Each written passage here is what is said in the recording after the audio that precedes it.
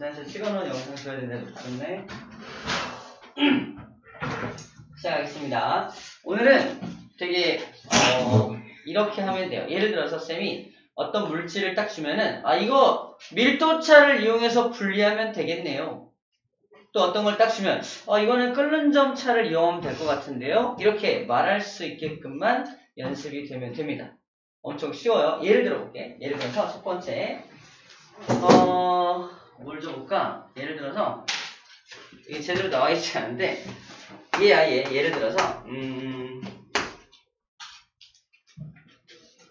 모래하고 그 다음에 스티로폼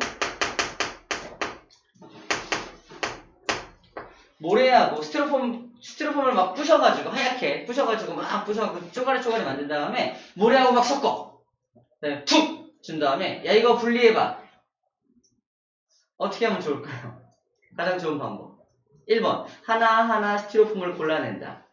한 10시간 걸리겠죠? 두 번째 방법 10시간이면 될까요? 뭐 양에 따라 다르겠죠. 자, 가장 좋은 방법은 뭐다? 물에다가 넣는 거야. 물에 넣으면 모래는 다 가라앉겠죠. 근데 스티로폼은 다 뜰 거 아니야. 그럼 뜬 스티로폼만 다 이렇게 채 같은 거를 걸러내면은 모래하고 스티로폼을 쉽게 분리해낼 수 있습니다. 자, 이렇게 두 개 섞여있는 모래하고 스티로폼이 섞여있기 때문에 이걸 뭐라고 불러줘? 우리가 혼합물. 이 혼합물을 쉽게 분리하기 위해서 뭘 이용한다? 물을 이용하는 방법을 뭐라고 한다? 밀도차를 이용하여 분리했다라고 표현하는 겁니다. 모래는 밀도가 크고 스티로폼은 밀도가 작은 것을 이용해서 쉽게 분리할 수가 있겠죠. 자, 이렇게 혼합물을 분리하는 여러 가지 방법들을 배울 거예요. 우리 오늘 하나, 둘, 셋, 네 가지 방법을 배울 겁니다. 첫 번째 방법은 지금 방금 소개한 거예요. 이렇게 밀도차가 굉장히 큰 물질들이 섞여 있을 경우에는 중간 밀도가 되는 물 같은 거를 써가지고 위아래로 분리되게 하면 됩니다. 중간 밀도. 중요한 건 이 액체가, 아까 물 같은 액체가 이 두 밀도의 중간 밀도를 가져야 해요. 무슨 말이냐면 예를 들어서 모래하고 스티로폼이 막 섞여 있는데 물을 붓지 않고 액체 상태인 수은을 붓는다. 수은이 뭔지 알아요?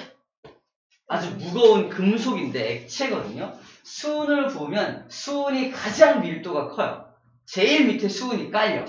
모래도 뜨고요. 스티로폼도 뜹니다. 그럼 분리가 돼야 안 돼. 안 되겠네. 자, 아무 액체나 넣으면 안 된다는 말을 하고 있는 거야. 내가 둘을 분리하기 위해서 필요한 액체는 어떤 액체다?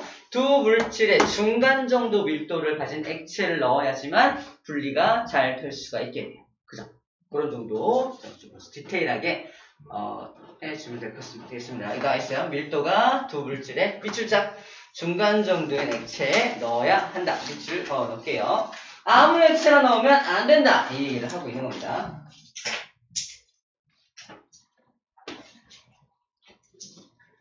자, 이거는 고체와 고체가 섞여 있는 경우에는 이렇게 분리하면 되는데 이제 액체하고 액체가 섞여 있는 경우를 예를 들어볼게요. 액체하고 액체가 섞인 경우는 바로 이 경우입니다. 자, 이게 뭐냐면요. 예를 들어서 이거야. 물하고 식용유 알죠? 물하고 식용유를 막 섞어놓은 거야. 섞여 있어요. 물하고 식용유를 섞은 다음에 섞여있는 이 물하고 식용유 섞인 것을 여러분들한테 딱 주고서 이거를 물 따로, 식용유 따로 분리해 달라고 합니다. 어떻게 하면 좋을까?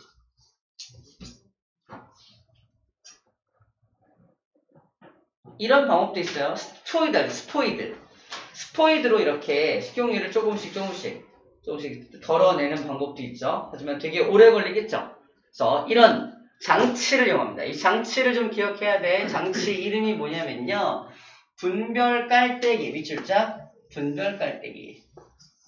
이 장치 이름이야. 이 장치의 이름이 분별 깔때기인데 분별 깔때기에다 집어넣으면 밀도가 큰 녀석은 아래쪽에 있고요. 식용유가 물 위에 뜨죠. 위에 식용유가 뜨게 됩니다. 그때 여기 콕을, 이 꼭지라는 녀석을 탁 열게 되면은 물만 쭉 나오겠죠. 그래서 물이 다 나왔을 무렵에 꼭지를 딱 잠그면은 물 따로, 식용유 따로 분리해낼 수가 있게 되겠네요.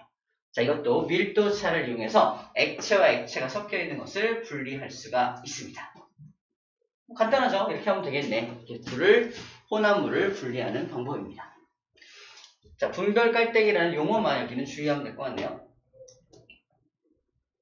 자, 또 다른 예들을 볼게요. 사금 채취. 사금이 뭐냐면 모래하고 금이 섞여 있어요. 모래하고 금.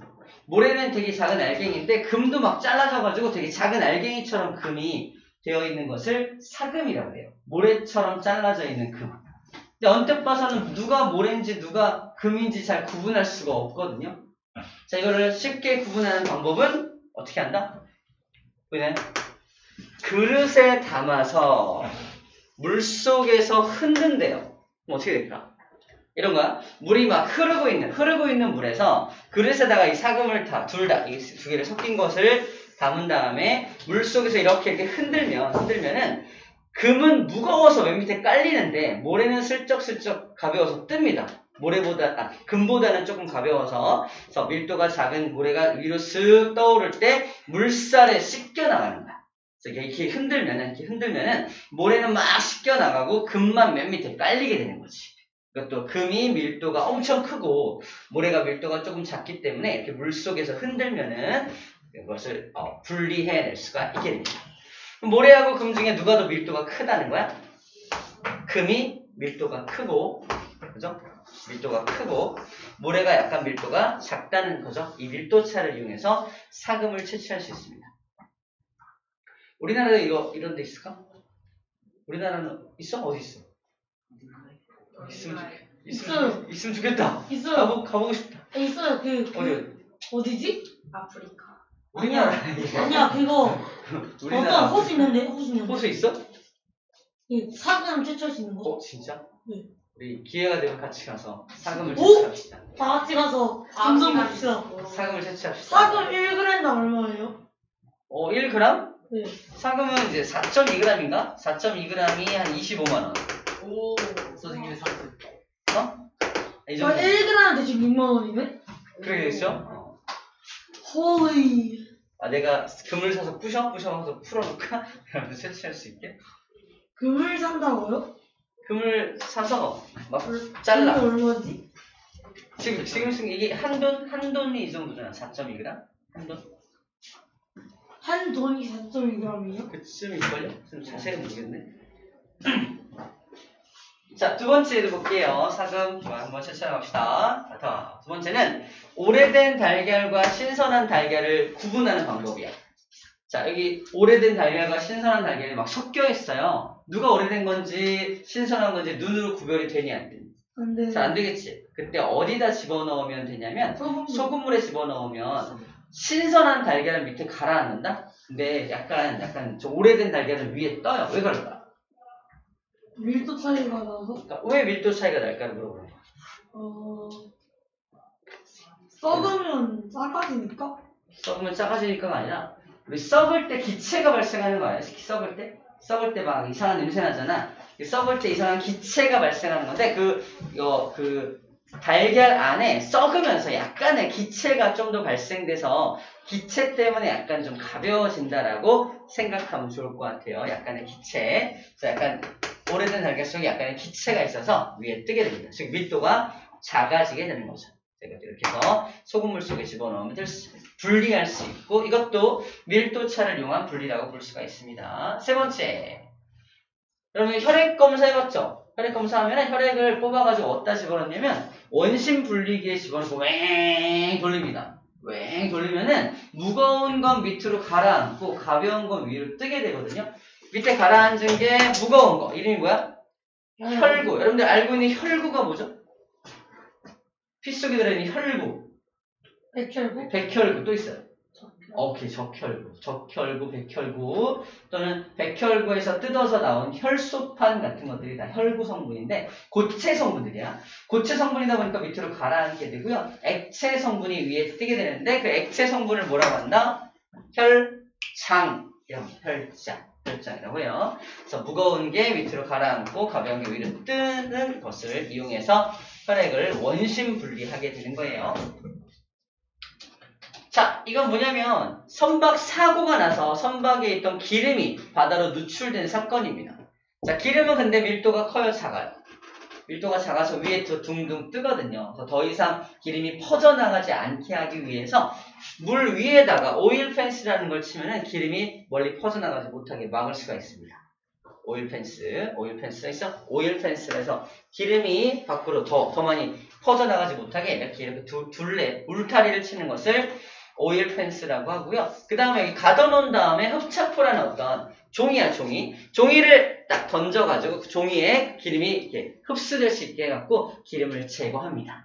그래서 이런 선박 사고 같은 게 났을 때 이렇게 제거하게 돼요. 오일 펜스를 쳐서 이 기름을 가둘 수 있는 이유가 뭐냐? 그러면은 밀도가 작기 때문에 이 기름이 밀도가 작기 때문에 이렇게 할 수 있습니다. 라고 말할 수 있습니다. 됐습니다.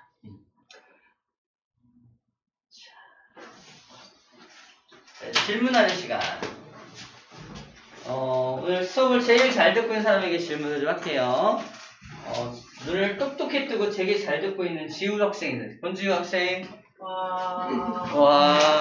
반대로 아닌가? 지우야, 이리 봐봐. A, 물, B. 누가 제일 밀도가 커요? B요. 정답. B가 제일 밀도가 큽니다. 그럼 다음 사람 지우야. 네. 지우. 이 셋 중에 누가 제일 밀도가 작아요? A. A죠. 정답. A가 밀도가 제일 작고 B가 밀도가 제일 큰 겁니다. 그럼 물은요? 중간이요. 중간. A와 B의 중간 밀도를 가지고 있다라고 할 수 있겠죠. 그래서 이렇게 잘 구분하고 있는. 역시 됐습니다. 첫 번째 얘기는 끝났어요. 이 4개 중에서 밀도차를 이용해서 분리하는 여러 가지 예들을 잘 정리한 겁니다. 자, 기지개 한번 펼까요? 기지개 한번. 아이고 힘들어. 월요일은 힘들죠. 학교도 다니고 이제 학교도 가고 하니까 좀 힘들죠. 기지개를 펴라고. 기지개. 화이팅. 아 힘들어. 이 학교가 좀 멀리. 너네 학교가 좀 산에 있긴 해요. 진짜 산에 있어? 산에 있어요. 약간 높이 있어요. 나도 약간 높이 있어요. 진짜 산에. 엄청 높이 있어요. 우리도 산에 있잖아. 뭔 소리야 자꾸. 산 아래 있죠. 우리는 산을 넘어가야 있잖아. 산을 넘어가야 돼? 등산을 한번 해야 무슨 돼? 소리야 없구나. 어쨌든 이렇게 돼 있잖아. 굴러 떨어지지 않게 조심해. 100m 산도 있고. 내 친구 거기 올라가다 굴러 떨어졌어. 다리 다쳤겠다. 저번 주 금요일날 친구 멀쩡히 잘 올라가고 있어서 삐끗해서 뒤로 넘어졌는데 안 멈추고 계속 넘어져. 이렇게 계속 올라가지고 안 멈추게 수도 친구 악악악 하면서 근데 걔가 제일 짜증난 게 넘어진 게 아니라 처음부터 다시 올라가는 거야. 넘어서 밑으로 걸로 떨어졌어?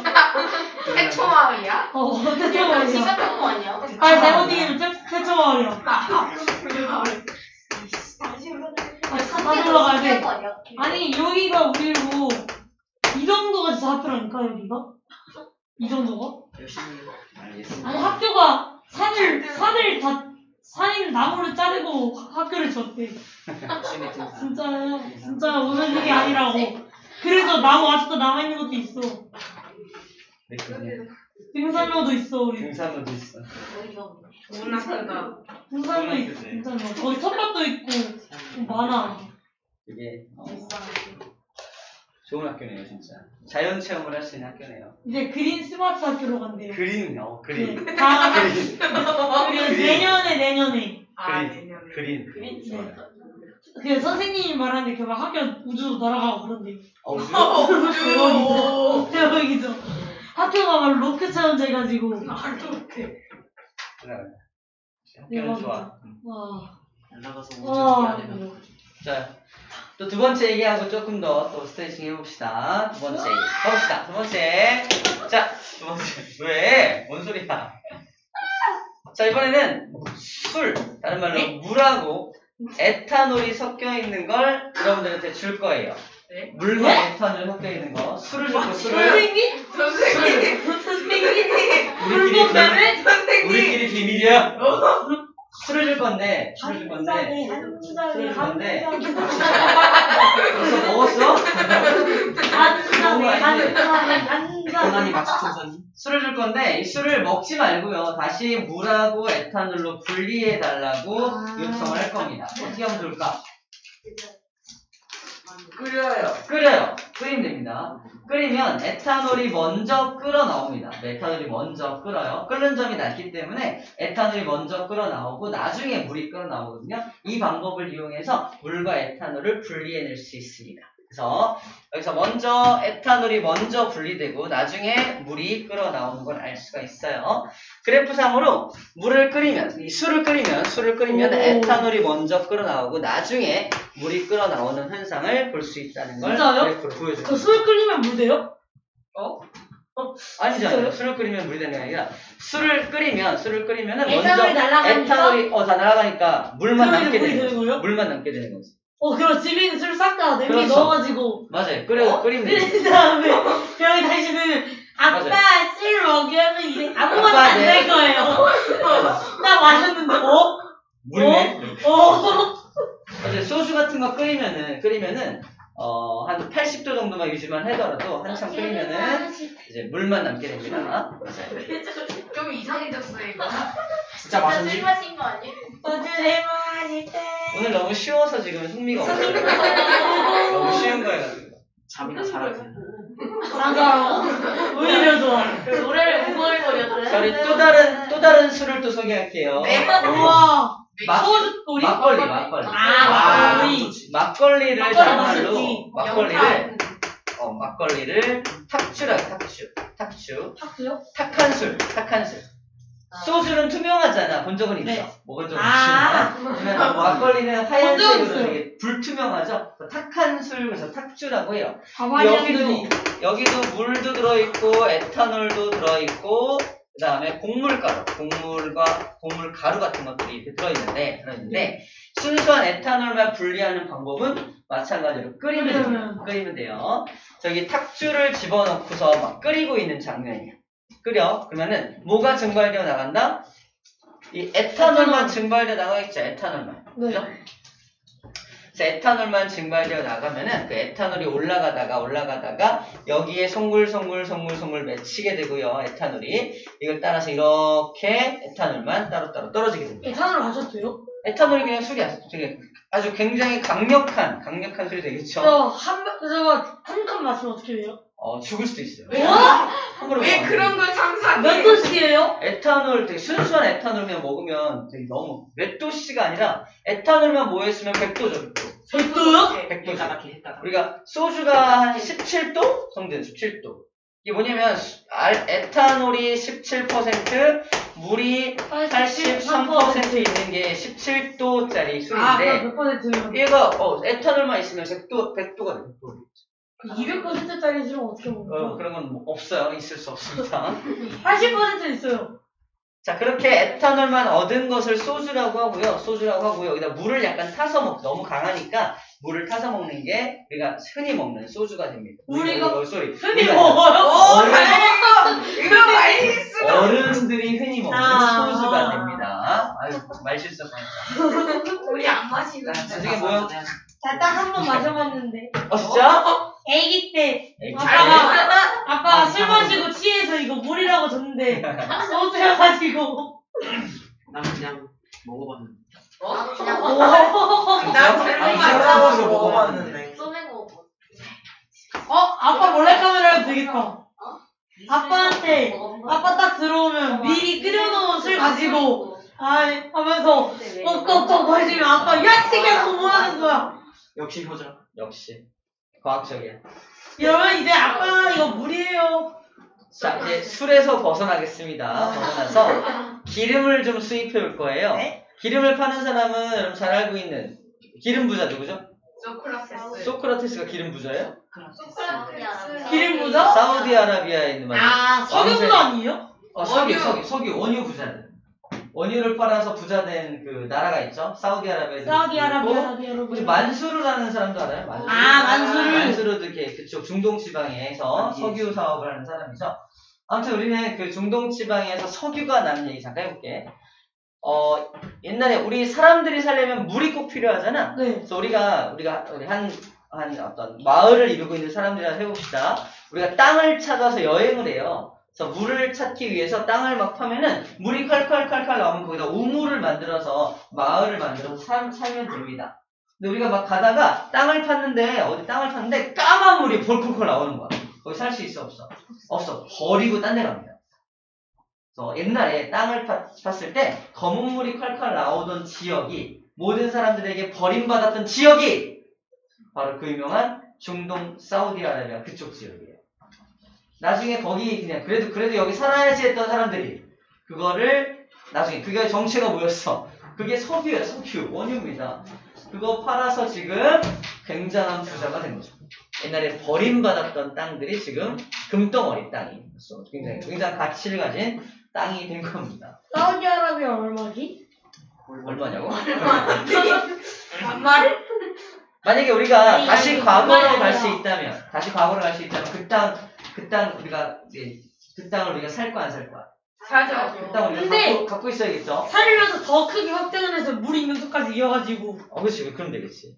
그 땅을 버리면 안 되겠죠. 버리지 않고 그 땅을 우리가 유지하고 있고 우리 땅으로 만들어놔야 그 땅이 우리 거가 되는 겁니다. 아시겠죠? 그거 사면 이제 우리가 석유를 팔으면서 타임머신이 개발되면 나는 꼭 거기로 갈 거예요. 아니면 그 뭐지? 할부로 사우디아라비아를 사가지고 말고로. 사우디아라비아를 미리 산 다음에 8번에 계속 돈을 내야 되는 거니까 사우디아라비아가 석유를 판 돈을 계속 내면서 할부를 채우고 말이 굉장히 되는 소리. 사업으로 되는 그런 게 말 되긴 해. 핸드폰도 할부로 산 다음에 쓰잖아. 직접 해봐. 그럴까? 좋아요. 우리나라도 석유를 굉장히 많이 사용하거든요. 우리 아빠 차가 휘발유 쓴다. 휘발유 자동차다. 휘발유 가솔린.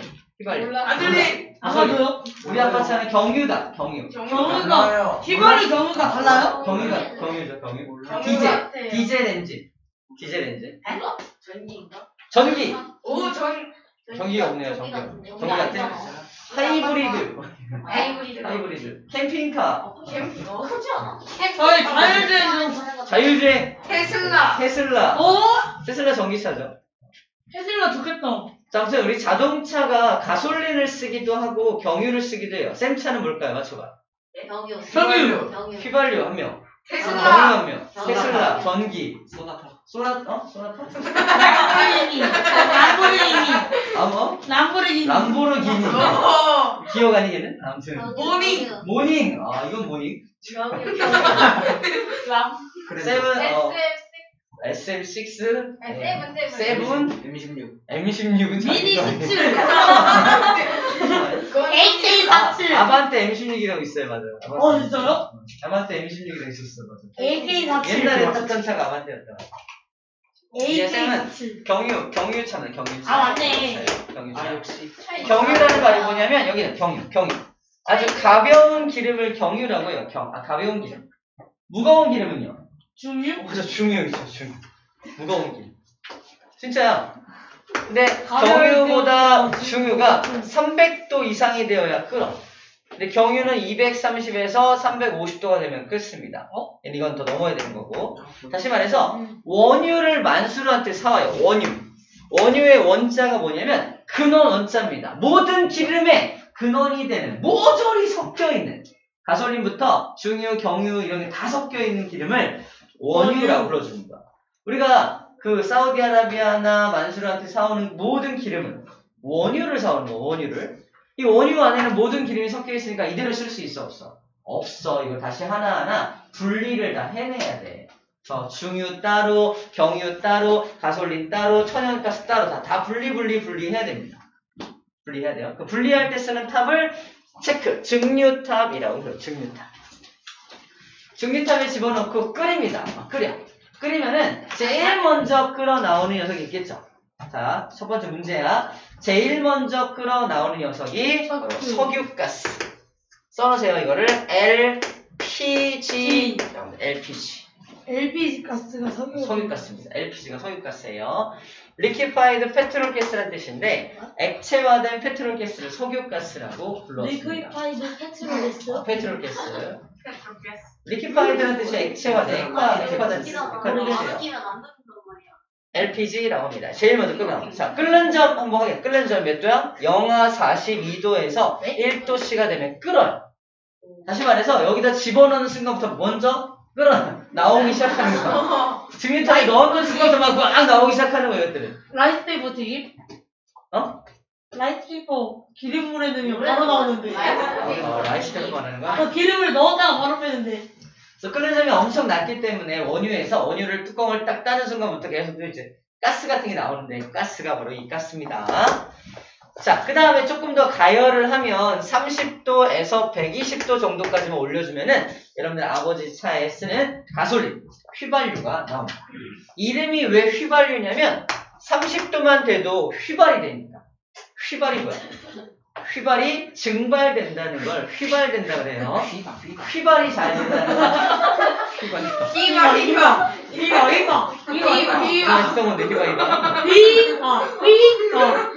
휘발이. 근데 증발이 잘 일어나니까 끓는 점이 좀 낮은 편입니다. 자, 이거를 휘발이라고 하고요. 그 다음으로 끓어 나오는 게 등유예요. 150에서 280도. 등유는 말 그대로 등불을 밝히는 기름을 등유라고 합니다. 불 켤 때 쓰는 거 있죠. 불 밝힐 때 쓰는 것을 등유라고 해요. 등유라고 합니다. 성사처럼 그런 거. 등을 밝힐 때 쓰는 거 등유라고 하고, 그 다음 나오는 게 경유가 나오고요. 그 다음이 중유가 나옵니다. 이렇게 모든 기름이 다 끓어 나오면 밑에 찌꺼기가 나와요. 찌꺼기가. 맞아. 찌꺼기를 우리는 아스팔트라고 불러주고요. 그 찌꺼기를 빼다가 우리 도로에다 까는 거야. 도로에다 까는 거야. 우리 도로가 다 포장돼 있죠? 네. 다 원유 사와서 찌꺼기 갖다가 포장하는 거야. 포장. 찌꺼기요? 찌꺼기. 남는 찌꺼기. 원유 찌꺼기. 원유에서 이런 우리가 이용할 수 있는 것들을 다 뽑아내고 남은 찌꺼기가 아스팔트이고요. 아스팔트를 바닥에 깔아서 이제 도로에 포장을 하는 거죠. 문제는 아스팔트를 밟고 있는 거네. 도로 밟을 때마다. 그치? 아스팔트를 밟고 있는 거죠. 우리는 그럼 석유를 기름을 원유를 밟고 있는 거네요? 기름 찌꺼기 밟고 있는 거. 기름을 밟고 있는 거네요? 기름 찌꺼기. 기름을 다 뽑아낸 남은 찌꺼기를 밟고 있는 거예요. 그래서 아스팔트라고 해요. 기름을 기용. 자, 이 중에서 그러면 1번, 2번, 3번, 4번, 5번 중에서 끓는 점이 제일 낮은 건 누굽니까? 석유가스 1번. 끓는 점이 제일 높은 건 누굽니까? 얘가 되겠죠. 이 아니라 5번. 얘는 어디다 쓰냐면 가장 마지막에 넣은 이건 어디다 쓰냐면은 아주 엄청 커다란 선박 있죠. 엄청 커다란 선박의 그 원료로 이용되는 게 이 녀석이고요. 경유는 디젤 기관, 쌤차가 디젤 차니까 디젤 기관의 원료로 사용이 되고요. 경유는 등을 밝힐 때 사용하기도 하지만 항공기에도 이 연료가 들어갑니다. 항공기. 그 다음에 휘발유는 이제 자동차에도 이용이 되지만 이게 화학약품 같은 거, 플라스틱 만드는데도 이용이 되기도 해요. 플라스틱을 만든다던가, 인공 섬유, 합성 섬유, 합성 플라스틱, 합성 수지, 이런, 우리 비닐봉투, 이런 거 다 이거로 만들어요. 네. 이거로 만들어요. 이제 이거 나중에 유기화학, 그래서 그때 배우게 돼요. 이게 되게 여러 군데 사용이 되는구나, 라는 겁니다. 너무 여러 군데 사용이 되기 때문에 되게 나쁘다. 나카타 아니고요. 나프타라고 부르기도 해요. 휘발유를 다른 말로 나프타라고 부르기도 합니다. 나프타. 석유가스는 아까 말했듯이 LPG니까 가정용 연료로 이용이 됩니다. 오케이. 여기까지가 끓는 점의 차이를 이용해서 분리하는 여러 가지 것들을 살펴봤습니다. 선생님, 에어컨 네. 드셨어요? 우리 좀 쾌적한 환경을 위해서. 추워요? 에어컨 때문에 켜져요? 한 1도 걸릴 때 20도로 해줄게. 20도. 이 방의 온도를 쾌적하게 20도로 맞춰주고 있는 거예요. 뭔가 시원해야 될 것 같아. 나 지금 추워가지고 이렇게 하고 있었는데 약간 너무 더우면 날이 풀려가지고 바람 나오는데 졸은 학생들이 너무 많아요, 요즘에. 날이 풀리니까 막 엄청 졸거든요. 그래서 좀 에어컨을 살짝 켰습니다. 자, 두 번째 거 끝났습니다. 잠깐 또 기지개 줄까요? 기지개. 하는 시간이라고. 왜?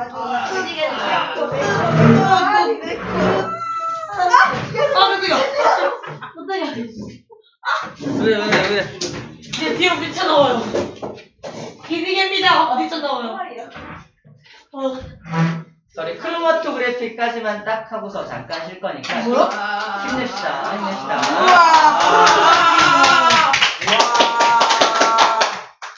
모두한테 박수로 맞이해 주시죠. 크로마토그래피. 사회자인가요? 자, 쌤이 달리기 시합을 하는데 내 옆에 우사인 볼트가 있어요. 딱! 쌤이 이겼어. 내가 이겼어. 그래서 대번에 어디 끌려가냐면 도핑 테스트하러 끌려간다. 나 안 그랬어요. 그래서 끌려가요. 피 뽑힙니다. 피 뽑혀가지고 피 검사를 하게 됩니다. 아니나 다를까 도핑 테스트에 걸려요. 마약을 먹은 거야. 그래서 막 근육 강화제, 뭐죠? 근육 강화제, 막 에너지 보충제 이런 거 막 잔뜩 먹어가지고 엄청난 힘을 발휘해서 우사인 볼트를 이길 수 있습니다. 하지만 그런 걸 쓰면 안 되죠. 도핑 테스트의 원리가 뭐냐면 바로 이 크로마토그래피입니다. 자, 도핑 테스트가 뭐냐면 도핑이 뭐냐면 불순물을 섞어주는 걸 도핑한다고 해요. 네. 여러분들 피자 먹을 때도 위에 토핑 올리죠. 네. 토핑이 도핑이야. 네? 아니 그거랑 그 불순물을 얹어 넣는 거. 진짜 불순물을 영어적인 기원이 그래. 언어의 기원이 그래요. 도핑, 토핑 비슷한 용어입니다. 도핑한다 표현을 해요. 우리 피자 먹을 때 선생님이 코로 침 나왔어요. 코로 침이 나왔어. 콧물 아니야 그냥? 갑자기 애매하네. 이건 이상한 말 해줘가지고 콧물이야 침이야. 갑자기 애매하네요. 훅 하고 나왔어. 자, 도핑 테스트가 뭐냐면요. 워터파크에서 물 먹었을 때. 알았어요. 알았어. 쌤이 말은 할 수 있게 해줘야죠. 쌤이 약간 틈을 줄 때 얘기해주세요. 자, 그래서 쌤 피를 뽑으면 있으면 안 되는 물질이 피에 들어있는 거야. 그걸 어떻게 알아내냐면 바로 이런 장치를 통해서 쌤 피를 전개시킵니다.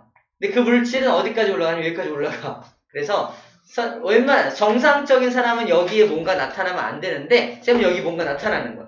이 자식 뭘 먹었구만. 이렇게 알게 되는 거죠. 자, 이런 방법을 이제 도핑 테스트, 다른 말로 크로마토그래피라고 하는데요. 어떻게 하는 거냐면 예를 들어서 용매애가 있고요. 이거 물 같은 걸 쓰면 돼요. 물을 쓰면 되고요. 이게 뭐냐면 지금 우리가 하나 예를 들어볼게.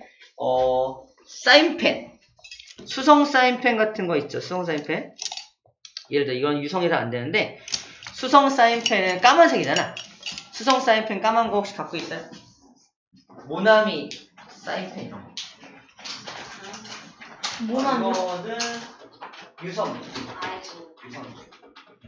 수성 물에다가 그림 그리면 띄워주던데요. 컴퓨터 사인펜은 컴퓨터 볼펜. 안 써있네. 유성이. 자, 이걸 좋습니다. 이거를 수성이라고 가정해볼게요. 수성. 자, 여기 까만색 색소 보이죠? 까만색 색소. 이거를 하나 시작하자. 일로 와봐.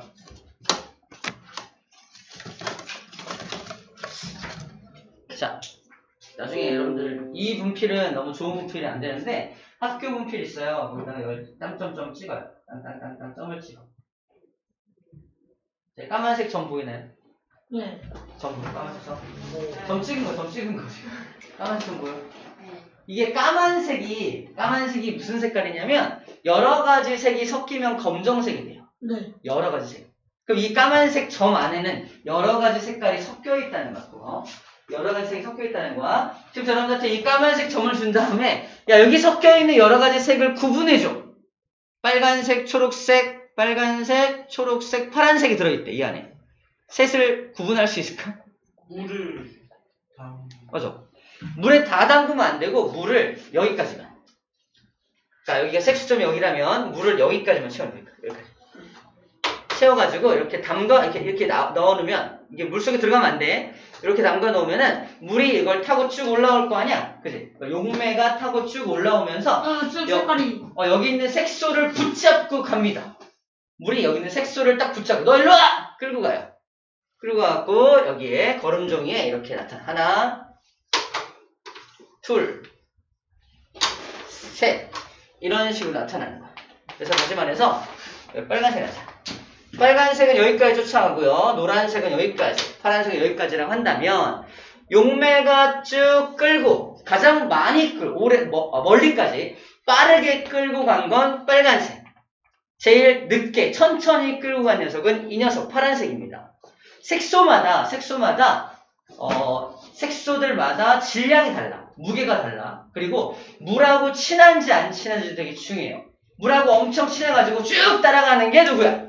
빨간색이고 물하고 별로 안 친해서 찔끔찔끔 따라간 게 파란색입니다. 자, 이렇게 따라가는 정도, 용매를 따라가는 정도의 차이를 이용해서 딱딱딱 색소를 한 번에 쫙 분리해내는 방법을 크로마토그래피라고 불러줘요.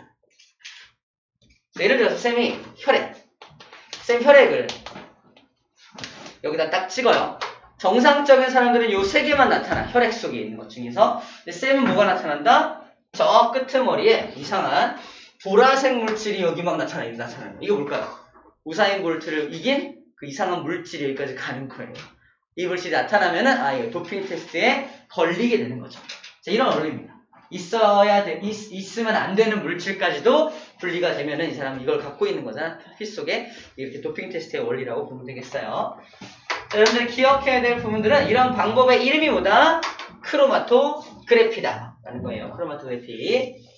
자, 봅시다. 성분 물질별로 분리된다. 쭉 전개가 되면서 성분 물질, 첫 번째 성분 물질, 두 번째 성분 물질, 세 번째 성분 물질로 분리가 되는데 이동 속도가 빠른 게 제일 위로 가게 되고요. 이동 속도가 느린 게 맨 아래에 있게 되겠죠. 그죠? 이동 속도에 따라서 분리가 되게 되는 겁니다. 자, 이걸 딱 보면 얘는 그러면 처음에 이 색소점을 딱 하나 찍었잖아. 근데 이게 세 가지로 분리가 된 거 보이죠? 맨 마지막 결과, 이 결과를 딱 보고서 이제 물어봅니다. 야, 처음에 저 색소점에는 몇 가지 물질이 섞여 있었던 거야? 세 가지 물질이 섞여 있었네요 라고 대답할 수 있겠죠? 세 가지 물질이 섞여 있었던 거야. 만약에 네 가지 물질이 섞여 있었다면 이게 한 덩어리, 두 덩어리, 세 덩어리, 네 덩어리가 나타나겠죠. 몇 가지 물질이 섞여 있었는지를 한 번에 알아낼 수 있다는 게 크로마토그래피의 특징이라고 보면 되겠습니다. 자, 그럼 실제 문제가 어떻게 나오냐? 이렇게 나옵니다. 자, 여기 성분 물질을 A 물질, B 물질, C, D, E 물질을 이렇게 점을 다 찍어놓고 용매로 전개를 쫙 시킨 거야. 자, 봐봐. A라는 물질은 몇 가지 물질로 분리됐나요? 한 가지. 그럼 얘는 한 가지 물질로만 분리됐다는 건 혼합물인 거야? 순물질인 거야? 순물질인 거야. 섞여 있는 물질이 아니야. 두 개 이상 섞여 있으면 둘로 분리돼야 될 거 아니야? 근데 하나밖에 없으니까 얘는 처음부터 순물질이었던 겁니다. B는 어때요? B는 하나, 둘, 세 가지로 분리되죠. 그러니까 얘는 세 가지 물질이 섞여 있었던 혼합물이다 라는 겁니다. C는 어때요? 얘도 이거로 분리됐죠. 순물질이다. D는 순물질입니다. E는 두 가지 물질이 섞여 있는 혼합물이야. 문제입니다. A, B, C, D, E 중에서 순물질을 찾아라. 누가 순물질이야? A, C, D가 순물질이고요. 혼합물은 누구죠? B하고 E가 혼합물입니다. 라고 대답해 줄 수 있으면 됩니다. 재밌는 실험을 해볼게요. 지우야? A, B, C, D, E 중에서 누가 순물질이죠?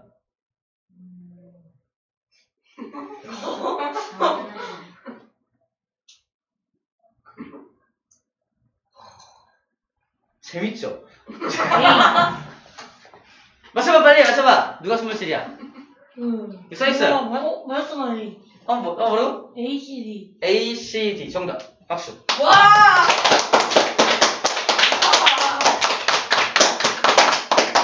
빨리 잠에서 깨어나라는 박수입니다. 잘했어요. 잘했어요. 그 다음에 쉬운 거. 동희야. 네. B하고 E는 순물질입니까? 혼합물입니까? 혼합물이요. 네, 몇 가지 물질이 섞인 혼합물이죠? B는 세 가지, E는 두 가지. 정답. 잘 맞습니다. 박수 주세요. B 세 가지예요? B는 세 가지죠. 하나, 둘, 세 가지. 아하. 세 가지죠. 이거는 아니. 처음에 찍었던 점이고 하나, 둘, 셋으로 분리된 거예요. 이렇게 해서 2명이 또 알아버렸네요. 자, 재밌었죠? 자, 크로마토그래피의 특징을 좀 볼게요. 특징 체크 좀 할게요. 특징 첫 번째, 다른 분리 방법에 비해서 되게 간단하게, 간편하게 분리할 수 있다는 게 첫 번째 특징이고요. 한 번에, 딱 한 번의 실험으로 여러 가지 물질을 한 번에 해낼 수 있다는 것도 특징이 됩니다. 그 다음에 요만큼, 아주 요만큼만 찍어도 분리가 되죠. 양이, 시료의 양이 그다지 많지 않아도 분리가 가능한 것도 특징인 겁니다. 오케이. 그래서 우리 쌤이 아까 우사인 볼트를 이겼던 운동선수들의 도핑 테스트에 요 크로마토그래피가 이용이 되고요. 과학수상, 농약 성분 검출. 그러니까 어떤 예를 들어서 잘 먹는 배추, 채소에 농약이 있는지 없는지를 검사하기 위해서 채소에서 추출물을 뽑아가지고 크로마토그래피를 쭉 하면 농약이 있어야 될 자리에 뭐가 딱 나타난다. 농약이 들어있다는 걸 알게 되는 겁니다. 농약이 이동하는 속도가 딱 정해져 있거든요. 그래서 농약이 있는지 없는지를 알아낼 수 있다는 거고요. 단백질 성분을 검출하거나 엽록소, 색소를 분리할 때 여러 가지 분야에서 크로마토그래피라는 방법이 이용된다라는 겁니다. 아시겠죠? 좋습니다. 엑스컨대로 잠깐 쉬었다 할게요. 잠깐.